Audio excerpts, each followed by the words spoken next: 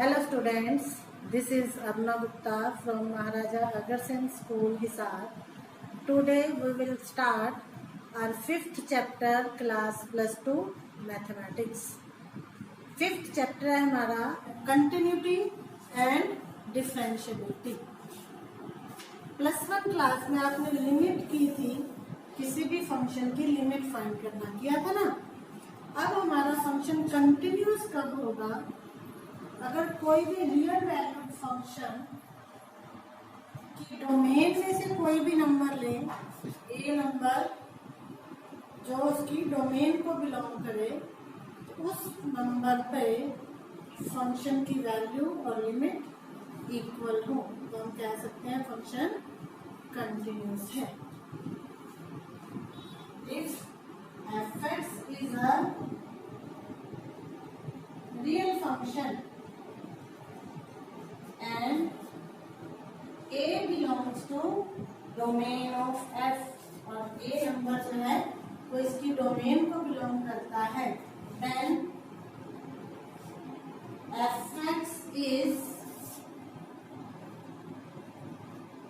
continuous at x is equal to a if limit x approaches to a f(x) is equal to fa। इसकी domain के number पे अगर function की limit और इसी function की वैल्यू इक्वल आते हैं तो हमारा फंक्शन कंटिन्यूस होता है। और अगर हमें टोटल फंक्शन बताना है, show that the function is continuous, तो अपने डोमेन के सारे नंबर्स पे उसकी लिमिट और फंक्शन की वैल्यू इक्वल आनी चाहिए। ठीक है, उसके बाद है अलजेब्रा ऑफ कंटिन्यूटी। अलजेब्रा में हमारे पास आ जाएगा if f and g are two continuous function,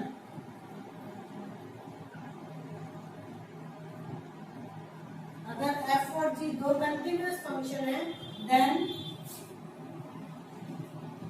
first part f plus g is also continuous, तो दोनों का सम भी कंटिन्यूस। ऐसे ही दोनों का difference f minus g is also continuous. ऐसे ही दोनों का product f into g is also continuous। और fourth f divide by g is also continuous. मतलब अगर दो फंक्शंस कंटिन्यूस है तो दोनों को प्लस करें या माइनस करें या मल्टीप्लाई करें या डिवाइड करें तो वो फंक्शंस भी कंटिन्यूस होंगे। ठीक है, अब हम एक्सरसाइज पे आते हैं। Exercise 5.1।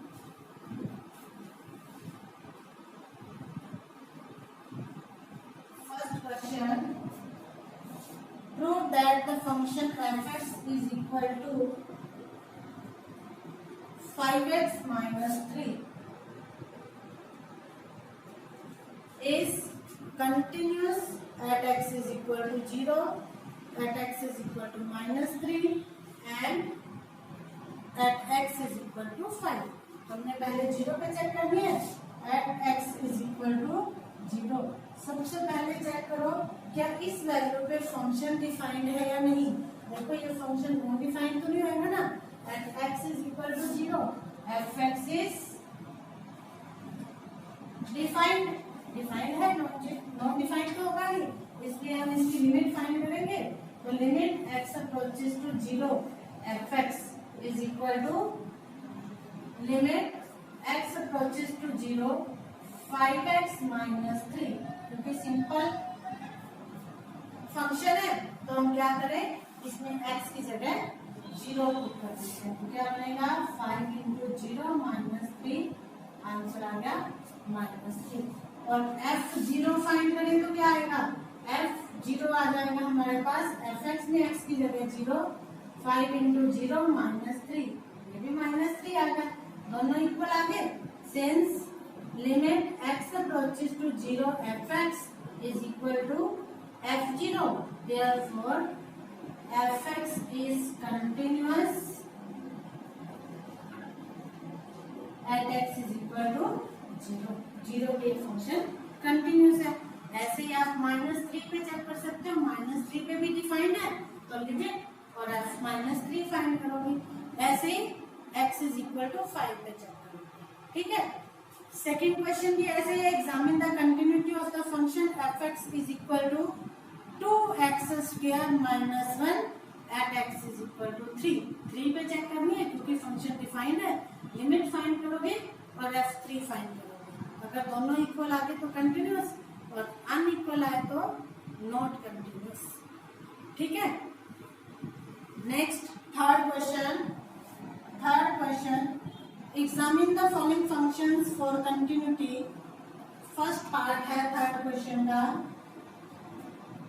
f(x) is equal to x - 5। अब हमें वैल्यू नहीं दे रखी, कहाँ पे चेक करना है तो हमें पहले देखना पड़ेगा ये फंक्शन किन किन वैल्यूज के लिए डिफाइंड है। अब f(x) में x की वैल्यू रियल नंबर कोई भी हो, ये डिफाइंड है ना, इसका मतलब इसकी डोमेन क्या है, all real numbers. Since f(x) is defined for all real numbers, therefore domain of f is equal to real numbers. अब हमने सारे रियल नंबर्स के लिए चेक करना है तो उसके लिए क्या करें, इन रियल नंबर्स में कोई एक पॉइंट ले लेते हैं a, let a belongs to real number. हम इस a पे इसकी कंटिन्यूटी चेक करेंगे तो लिमिट फाइंड करें, therefore limit x approaches to a f(x) is equal to limit x approaches to a f(x) है x - 5। तो x की जगह क्या पुट करें a, ये क्या आ जाएगा a - 5। और उसके बाद f a फाइंड करें तो f(x) में x की जगह a - 5 दोनों इक्वल आ गए। Since limit x approaches to a f(x) is equal to f a, therefore f(x) is continuous at x is equal to a। अगर a पे कंटिन्यूस है तो सारे रियल नंबर्स पे होगा ना, therefore f(x) is a continuous function।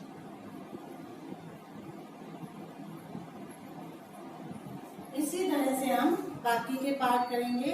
सिर्फ वो वैल्यूज, पहले उसकी डोमेन निकालोगे फंक्शन की और डोमेन में कोई वैल्यू a लेके उस पे कंटिन्यूटी चेक करोगे। अब जैसे सेकंड पार्ट है b पार्ट, फंक्शन है f(x) is equal to 1/x - 5। अब देखो ये वाला फंक्शन डिनोमिनेटर 0 बनने पे नॉन डिफाइंड और डिनोमिनेटर 0 कहाँ बनेगा 5 पे। It means f(x) is not defined at x is equal to 5, therefore domain of f is all real numbers except 5। 5 को छोड़ के बाकी सारे रियल नंबर्स आएंगे।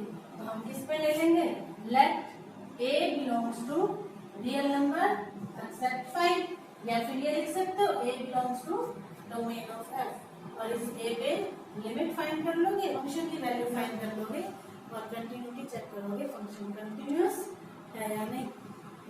ऐसे थर्ड पार्ट करना है। फोर्थ पार्ट, फोर्थ में हमारे पास मॉडुलस है b पार्ट f(x) है मॉडुलस x - 5। जब भी मॉडुलस फंक्शन हो तो हमें क्या करना पड़ता है, इसको डिफाइन करना पड़ता है। तो मॉडुलस फंक्शन में देखो मॉडुलस के अंदर x - 5, इसको 0 की इक्वल करें तो x की वैल्यू क्या आएगी 5। x - 5 को 0 की इक्वल किया, x की value 5।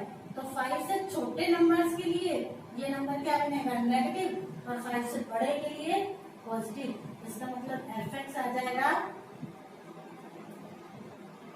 Minus of x - 5 if x less than 5 और x - 5 if x greater than और इक्वल टू 5। अब हम यहाँ पे इसके लिए लेफ्ट हैंड लिमिट निकालोगे 5 पे और यहाँ राइट हैंड लिमिट निकालोगे। अगर दोनों लिमिट इक्वल आए तभी फंक्शन कंटिन्यूस होगा, नहीं तो कंटिन्यूस नहीं होगा। Fourth question, Prove that fx is equal to x raised to power n is continuous at x is equal to n. Simple है, कर सकते हो आप. Fifth question, is the function f defined by fx is equal to x if x less than or equal to 1 और 5 if x greater than 1. ये हमारे पास fx है. is continuous at x is equal to 0, at x is equal to 1, at x is equal to 2. हमने 3 points पे इसकी continuity check करनी है, 0 पे, 1 पे और 2. सबसे पहले करते हैं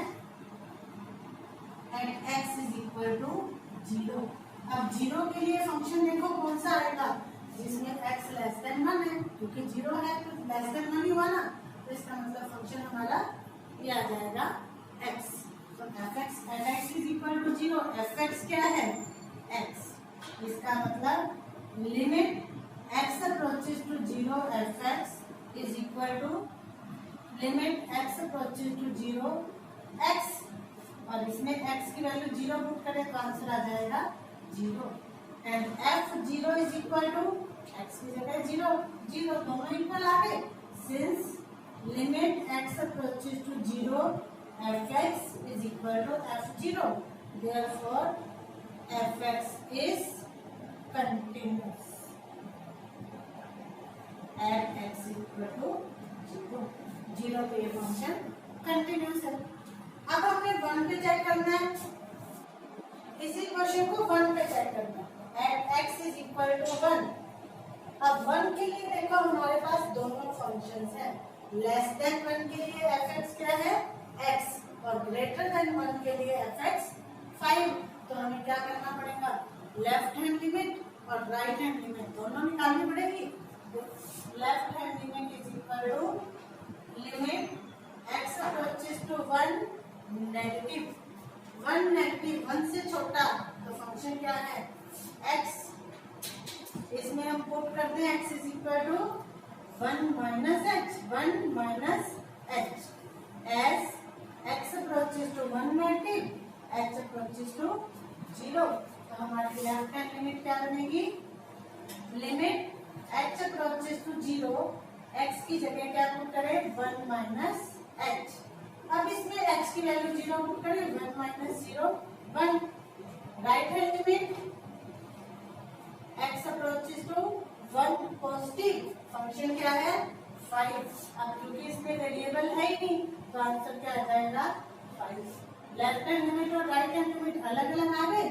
left hand limit is not equal to right hand limit.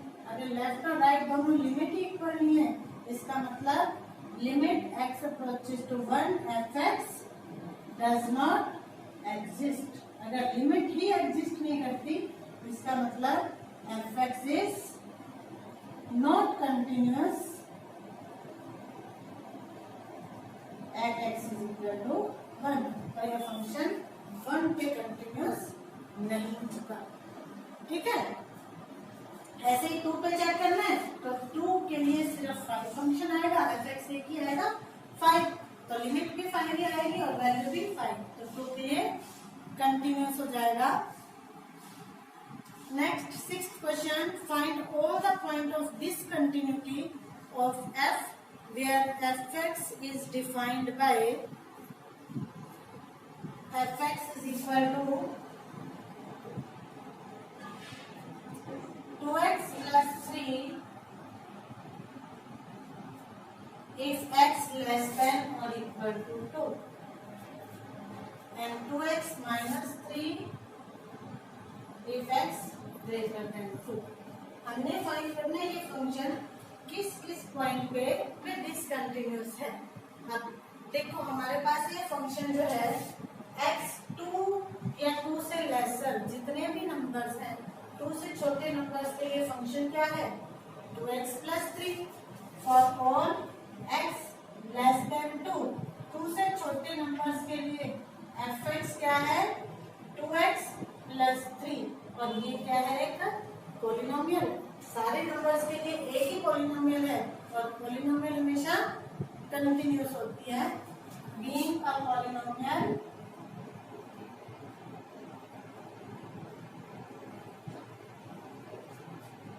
Is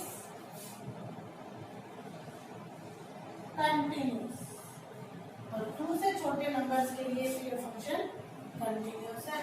and for all x greater than 2, 2 से बड़े नंबर्स के लिए fx क्या है, fx is equal to 2x minus 3। ये भी पॉलिनोमियल है। Being a polynomial is continuous. अब fx हमारा 2 से छोटे नंबर्स के लिए भी कंटिन्यूअस आ गया, 2 से बड़े नंबर्स के लिए भी कंटिन्यूअस आ गया। किस पे रह गया, 2 पे। 2 पे हम चेक कर लेते हैं at x is equal to 2। अब 2 पे देखो लेफ्ट साइड के लिए फंक्शन क्या आएगा, राइट के लिए ये वाला आएगा। तो हमें लेफ्ट हैंड लिमिट निकालें। लेफ्ट हैंड लिमिट क्या आ जाएगी, limit x approaches to 2 negative fx is equal to limit x approaches to 2 negative, function है 2x प्लस 3। इसमें पुट कर दे x is equal to 2 minus h as x approaches to 2 negative, h approaches to 0।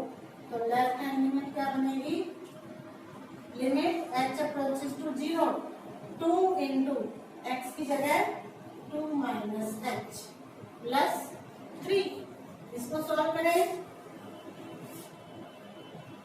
h approaches to 0, 2 2 जा 4 minus 2h plus 3, और इसमें h की value 0 put करोगे तो 4 माइनस 0 प्लस 3 7। अब राइट हैंड लिमिट निकालें। Limit x approaches to 2 positive, function क्या आएगा 2x माइनस 3। इसमें पुट करें x is equal to 2 plus h as x approaches to 2 positive, h approaches to 0। तो राइट हैंड लिमिट हमारी आ जाएगी, limit h approaches to 0, 2 into 2 plus h minus 3 is equal to limit h approaches to 0, 4 plus 2h minus 3।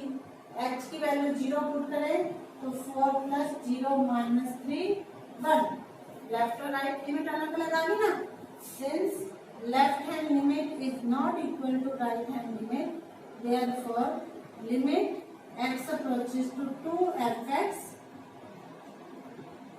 does not exist। और अगर limit exist नहीं कर रही, इसका मतलब fx is discontinuous at x is equal to 2। 2 पे function discontinuous होगा।